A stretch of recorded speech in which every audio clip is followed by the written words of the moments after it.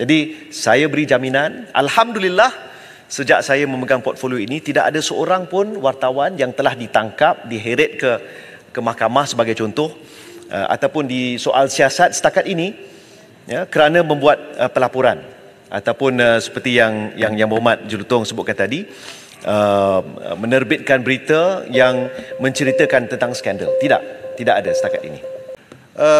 Satu masa dahulu terdapat persepsi bahawa terdapat kekangan ataupun tidak dibenarkan berita-berita yang membongkar isu dan skandal-skandal. Umpamanya Claire Newcastle Brown daripada Sarawak Report yang menjadi infamous, saya gunakan istilah, apabila beliau membongkarkan kes-kes seperti 1MDB dan sebagainya. Ada persepsi di luar sana bagi pihak wartawan yang mendapat persepsi bahawa kod etika ini kerangkanya adalah semata-mata untuk mengekang mereka ataupun tidak membenarkan mereka melaporkan berita-berita yang boleh membongkarkan apa-apa skandal dan sebagainya. Satu ketika dulu, saya juga merupakan antara ahli parlimen yang memperjuangkan nasib para wartawan. Saya pernah dicemuh dalam Dewan Yang Mulia ini kerana mempertahankan hak wartawan membuat pelaporan. Saya ingat lagi waktu itu, ya, dan saya diserang bertubi-tubi, ya, dan saya ingin saya jelaskan bahawa sebagai seorang demokrat, sebagai seorang yang berpegang kepada prinsip reformasi, saya dan juga pentadbiran ini tidak berhasrat untuk mengekang hak bersuara maupun ataupun khususnya hak bagi para wartawan membuat pelaporan. Kebebasan media itu menjadi salah satu teras utama yang kita perlu bukan hanya sokong, tapi kita perlu makmurkan lagi. Maka sekali lagi saya sebut, mungkin Yang Berhormat Jelutong tidak dengar saya sebut tadi, kad perakuan media tidak menghalang seseorang daripada membuat laporan, daripada menulis berita.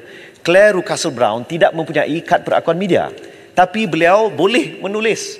Sesiapa sahaja di luar sana boleh menulis. Kad perakuan media diberikan kepada sesiapa yang ingin, contohnya datang ke parlimen ataupun hadir ke majlis rasmi kerajaan seperti sambutan Hari Kebangsaan dan ingin membuat pelaporan di majlis-majlis rasmi ini, ataupun hadir ke pejabat Perdana Menteri untuk membuat pelaporan. Tapi sesiapa yang mengikuti siaran langsung, wawancara ataupun siaran langsung kepada sidang media dan membuat pelaporan berdasarkan siaran langsung itu tidak menghalang. Kad perakuan media bukan seperti dengan izin being called to the bar ataupun mendapat perakuan, dia bukan, is not the doctor punya, is not an accreditation, bukan. Dia adalah dokumen memudah cara kehadiran wartawan untuk datang ke acara-acara rasmi khususnya bagi kerajaan. Jadi saya beri jaminan, alhamdulillah sejak saya memegang portfolio ini tidak ada seorang pun wartawan yang telah ditangkap, diheret ke mahkamah sebagai contoh, ataupun di soal siasat setakat ini, ya, kerana membuat pelaporan ataupun seperti yang Berhormat Julutong sebutkan tadi, menerbitkan berita yang menceritakan tentang skandal. Tidak ada setakat ini.